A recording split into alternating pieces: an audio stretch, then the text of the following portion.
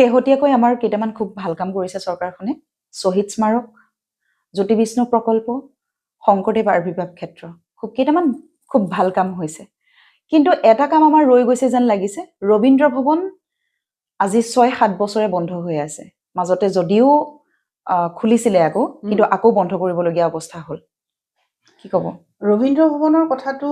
কোৱাৰ আগতে মই জ্যোতি বিষ্ণু যিটো প্ৰকল্প চৰকাৰে কৰিলে তাৰ কাৰণে চৰকাৰক ধন্যবাদ জ্ঞাপন কৰিছো কাৰণ ভাল কামৰ আমি সদায় প্ৰশংসক আৰু জ্যোতিপ্ৰসাদ আৰু বিষ্ণুপ্ৰসাদ ৰাভা আমাৰ অসমৰ আচলতে তেখেতলোক এটা জাতি গঠনৰ যিটো প্ৰক্ৰিয়া এই গোটেই বস্তুখিনি তেওঁলোকে জাতিটো গঠন কৰিছে গতিকে তেওঁলোকৰ নামত যিটো প্ৰকল্প কৰিছে সেইটো অত্যন্ত ভাল কাম কৰিছে চৰকাৰে আৰু ৰিচেণ্টলি তেওঁলোকে চৰকাৰে দামোদৰ দেৱৰ নামতো এটা অডিটৰিয়াম কৰিছে 800 কেপাচিটি এটো খুব ভাল খবৰ ভাল কথা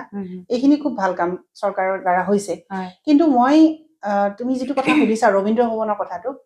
ৰবীন্দ্ৰ ভৱনটো আমাৰ নাট্যকৰ্মীসকলৰ কাৰণে বিশেষকৈ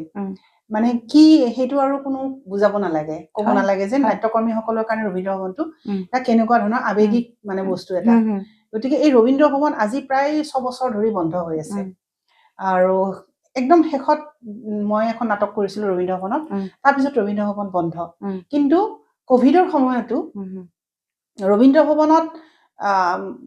আমি হৰাইজনৰ ফালৰ পৰা আমাৰ যেটো অৰ্গানাইজেচন আছে মই প্ৰথম সৰ্বানন্দ সোণোৱাল ডাঙৰীয়ালৈ মই লেটাৰ লিখিছিলো ৰবীন্দ্ৰ ভৱনটোৰ লৈ পেলাই তাৰ পিছত আমি শিল্পী সমাজে হৈ পেলাই আৰু আবেদন জনাইছিলো তাৰ পিছৰ পৰ্যায়ক্ৰমে এই কামখিনি আমি কৰাৰ পিছত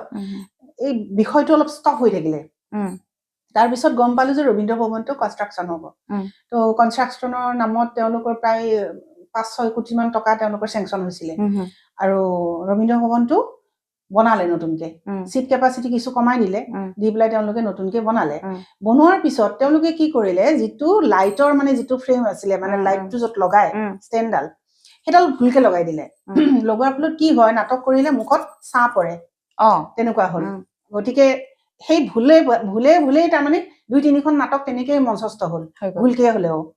তাৰ পিছত কি হ'ল যে ৰবীন্দ্ৰ ভৱনটোত পানী সোমালে পানী সোমাই ৰবীন্দ্ৰ ভৱনটো একদম গেলা হৈ গ'ল গোটেই পচি গ'ল ভিতৰত হৈ ৰবীন্দ্ৰ ভৱন বন্ধ হৈ থাকিলে আৰু যে বন্ধ হ'লেই তাৰ মানে এনেকুৱা এটা অৱস্থা হ'ল যে তাত সমুখত থকা গছবিলাক এতিয়াতো বৰ্তমান নাই কাটি পেলালে চৰকাৰে দলঙৰ নামত আৰু তাৰ পিছতে এদিন মই বুলিয়ে কৈছো মই কাৰণ প্ৰথম মই নিজে বহু দিনৰ পৰা কৈ আছিলো আমাৰ কেইগৰাকীমান নাট্যকৰ্মীক যে ৰবীন্দ্ৰ ভৱনৰ কাৰণে আমি মাত মাতিব লাগে কিন্তু কি কাৰণত জানো বহুতে আহিব নিবিচাৰে আৰু